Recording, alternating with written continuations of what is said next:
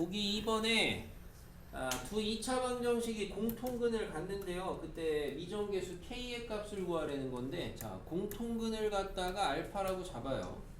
아까 얘기했다시피 그럼 대입을 해서 2차 방정식을 세웁니다. 알파의 제곱 k 알파 더하기 3은 0이고요. 그 다음에 알파의 제곱 3 알파 더하기 k는 0이 돼서 연립이에요. 미지수 2개씩 2개. 근데 어떻게 해야 되냐? 2차 근은요? 인수분해 되는 애가 없어요. 어떻게 해야 되냐? 이때 이제 여러분이 아까 그 인수분해 안 되는 2차 연방에서의 아이디어를 좀 갖다 쓰시면 된다. 그래서 좀 알아두라고 한 거야. 뭐 해보면 되겠어요, 둘이? 둘이 한번 빼보세요. 둘이 한번 빼보시게 되면 2차 소거되고, 얘는 k-3의 알파가 되고, 뒤에 거는 3-k 는영이 돼서, 이 정도 분배는 보이셔야 되겠죠? k-3으로 분배하시면 알파 빼기 1은 0이 됩니다. 그죠? 그러니까 여러분이 수학을 잘하는 학생들일수록 이런 상황에 딱 나왔을 때 여기서 한 가지를 하시는 게 아니고 분류를 하셔야 되는 거예요. 여기서 당연히. 여기서 이제 우리 뭘 해야 돼요? k가 3일 때 또는 알파가 1일 때 이렇게 분류를 해야 되는 거라고. 알겠습니까? 그럼 k가 3이면 k 값 구하라 그랬는데 k가 3이면은 공통근을 갖는 거야. 그럼 알파가 1이면 알파가 1이 되면은 여기 알파에다가 1을 아무데나 대입을 해보니까 1 더하기 k 더하기 3은 0이 돼서 k는 뭐가 나와? 마사가 나오는 거고. 알겠습니까? 그래서 공통근 문제는 주로 옛날 주제인데 주로 이렇게 잘 시험에 안 내고 주로 뭘 내냐면은 이 앞에다가 오직 하나의 공통근을 갖는다 이렇게 내요. 지금 이 문제는 답이 이렇게 나온 거고, 만약에 여기에 조건이 추가가 돼서 이 앞에 여기가 오직 하나의 공통근이다 이런 말이 추가가 되면은 k의 값은 둘 중에 뭘 써야 되겠어요?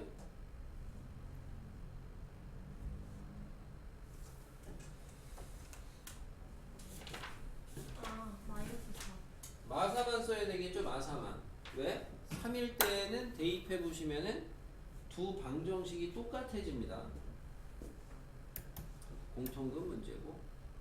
부정방정식입니다. 다 잡아드렸어요. 잡았어.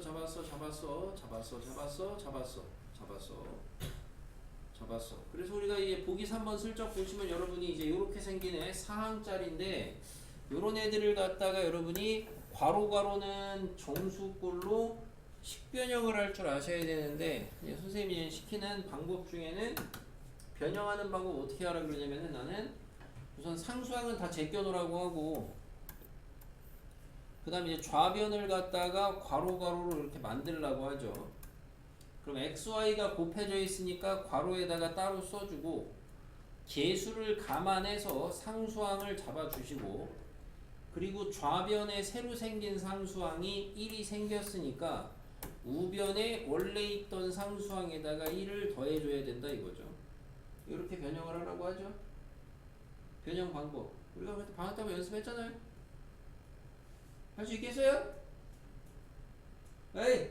할 수 있겠냐고. X, Y, Y. 뭐? 여기 XY가 있으니까 따로 찢었죠. 어떻게 찢어요? 그냥 곱해서 XY가 돼야 되니까 찢었다고. 그래서 항상 이런 걸 내가 가르칠 때 방학 때도 한번 시켜봤는데, 이 정도까지 난이도가 나온 적도 없지만 그냥 식변형을 할 수 있냐 없냐 이런 걸로 그냥 한번 시켜보는 게, 예를 들면 2xy 마이너스 3x 플러스 y는 4 이런 애가 있을 때, 얘가 만약에 정수 자연수 조건 부정방정식이라고 하면은 얘를 갖다가 괄호 아까 그걸로 꼴변형을 할 수 있느냐 이거거든요. 바꿔보세요. 과정은 되게 심플합니다. 잘 안 되시는 분들 연습 이렇게 하면 되죠. 우선은 괄호를 써. 여기까지. 그리고 나서 xy가 있잖아. 곱해져 있잖아. 찢어. 근데 개수가 2가 있잖아. 그럼 개수를 한쪽에다가 2라고 줘야 될 거 아니야? 어디다 주고 싶어? X. 그래, 아무데나 주세요. 아무데나 줘요. 아무데나 줘도 됩니다. 그리고 나서 개수를 맞춰. 그럼 마이너스 3x야. 마이너스 2분의 3이 있어야 되네. 여기 플러스 y야. 아 여기 1이 있어야 되네. 새로 생긴 상수항을 여기다 처리하라 그랬어. 마이너스 2분의 3까지 처리하면 되죠. 그러면 여기가 계산하니까 이제 얼마야? 2분의 그래서 요렇게 지금 해놓고 나서 끝났다고 하시는 분들이 있다고 지금 얘들아. 이렇게 해가지고 어떻게 부정방정식을 풀 겁니까? 아까 전에 내가 여러분한테 필기를 해드렸고 여러분들 필기를 받아쓰기를 하셨는데 받아쓰기를 하는 와중에 이거를 전혀 인지를 못하는 거예요. 우리가 정수, 자연수 조건 아까 부정방정식 꼴변형은 약배수를 쓰자. 약배수를 쓸 땐 어떻게 변형을 해라. 아까 필기를 뭐라고 했어요? 괄호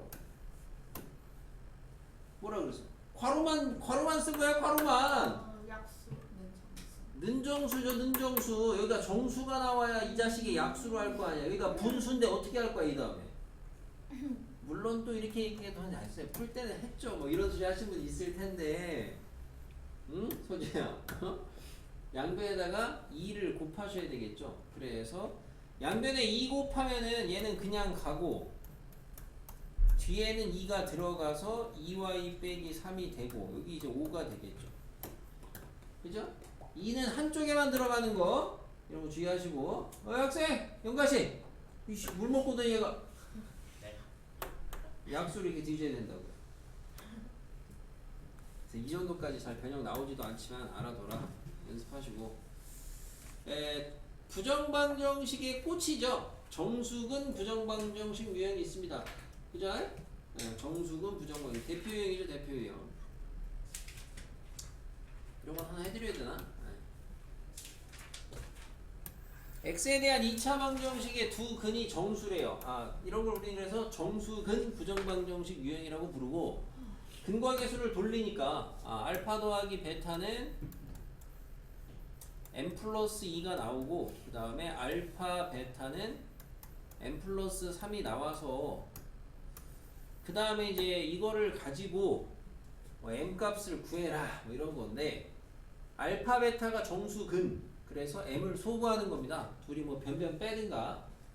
나는 이제 알파 베타가 마이너스 안 붙는 게 좋기 때문에 이렇게 빼버리시면은 알파 베타 빼기 알파 빼기 베타는 1 나오네요. 1. 그럼 이제 괄호 이건 쉽죠? 뒤지면 되죠? 대신 이런 건 주의하셔야 되겠죠? 조건이 추가적으로 되어 있으니까. 오케이? 그래서 내일 얘기했어요. 여러분들 방학 때 수학 문제 푸는데 그 미지수에 대한 조건, 미정계수에 대한 조건이 정수나 자연수 얘기가 나오잖아요. 하필이면. 네? 하필이면. 그럼 거의 99.9%가 다 약배수가 쓰일 가능성이 매우 높습니다. 정수나 자연수 조건이 나왔다는 거. 하필이면 왜 이럴까 이거. 아까도 여러분 보세요. 아까 선암계 시험에서 정수근 있었잖아. 정수근. 그래서 정수근이 나와가지고 아까 곱이 3이다 해서 1, 3, 마삼 그거 했잖아. 응? 2, 4 했던 거군요. 그죠? 자. 이런 거를 좀 잘 배우셔서 익혔으면 좋겠고. 아까 했던 공통근, 오직 하나, 이런 게 주요 조건이죠, 이런 거. 예? 조건. 특이한 거 주의하셔야 되겠고. 풀이 아까랑 똑같고. 정수? 왜? 왜? 이제 요 정도가 정수근 부정방정식 끝인데 우리가 방학 때 참고로 했던 서남계에는 뭐가 있었냐면 뭐가 있었죠? 방학 때 서남계에는 뭐가 있었죠? 정수근 부정방정식에서 이거 유형 말고 좀 진화된 유형으로 뭐가 있었죠? 근데 지난주에 와서 저번 받아간 거 우린데 뭐가 있었죠?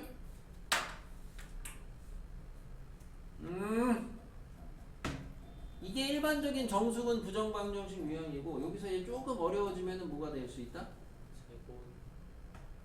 최고차가 0. 최고차가 0이라고요? 네. 그건 도대체 뭔 소리야? 여기가 이제 m이 2차인 애가 있어요. 지금은 다 1차죠.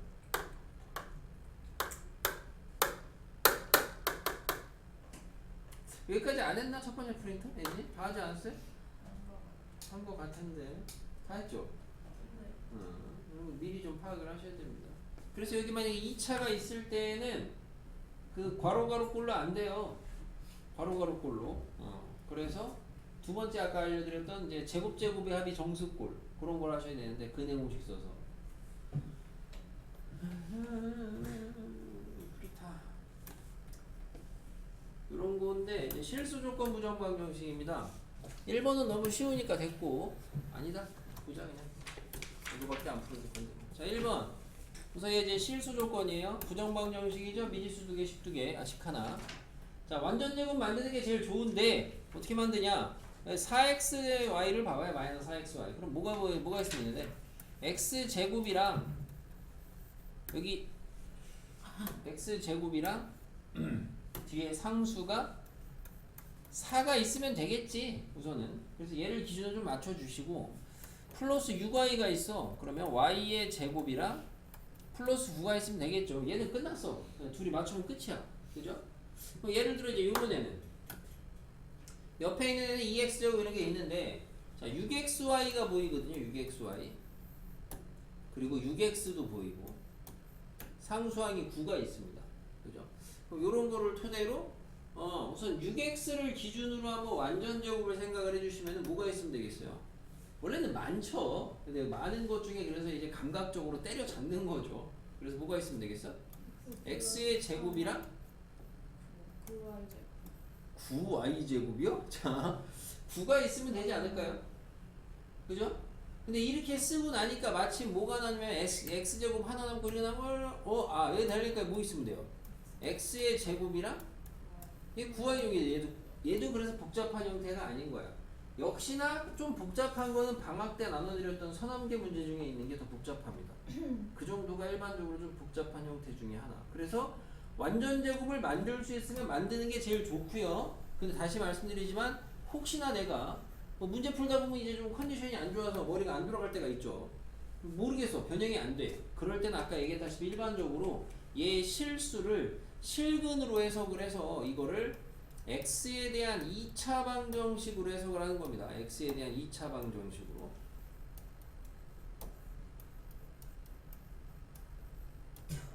이렇게 해석을 해요. 그럼 얘가 이제 실근이 돼가지고 판별식 조건에서 0보다 크거나 같다가 잡혀요. 자, 4분의 d를 하시면 프라임 제곱이니까 3i 플러스 3의 전체 제곱 마이너스 2의 9i 제곱에다가 플러스 9입니다. 정리하시게 되면은 9i 제곱에다가 플러스 9이 18y에다가 9 마이너스 18y 제곱에다가 마이너스 18은 0보다 크거나 같다 이렇게 돼야 된다고요. 그죠? 지워지니까 뭐 이제 마이너스 9y 제곱이 남고 18y가 남고 마이너스 9 0보다 크거나 같다 남죠. 양변 마이너스 9씩 나눠버리시면은 y의 제곱 마이너스 2y 플러스 1은 0보다 작거나 같다가 돼서 y 마이너스 1의 제곱은 0보다 작거나 같다. 결론이 뭐예요? y는 1이죠. 실수제곱이니까. 그래서 얘를 다시 여기다 대입을 해서 x를 구하는 겁니다. 이렇게 푸는 게 일반적인 해법 중에 하나. 알겠어요? 근데 다시 말씀드리지만 가능하면은 식변형을 자꾸 해버릇 하시고 하다가 안 되면 그때 하세요. 알겠습니까? 무조건 이걸로만 하라 그러지 마시고. 여러 문제들입니다. 마음 쉬워요. 이렇게 해보시면 되겠어요. 이 정도는 완전 땡큐죠. 됐고 연습 문제 쪽에서는 뭐 터프해 보시면은